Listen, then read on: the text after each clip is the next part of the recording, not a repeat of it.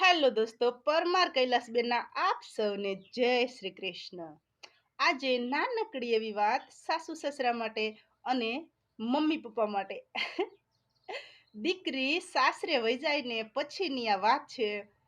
દરેક ઘરની વાત છે કે દીકરી સાસરે જાય ને પછી આમાં પપ્પાની તો વાત ઓછી આવે પણ માની વાત વધારે આવે આની અંદર.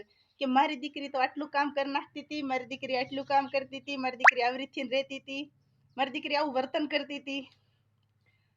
પણ ચેલેન્જ મારીને તમને કહી દઉં કે તમે તમારા દીકરાની વહુને દીકરીની નજરથી જોવો તો ખરા. દીકરી કરતા 3 ગણું એ તમને હાચવે છે, પણ તમે ક્યારેક એની ઉપર નજર તો કરો.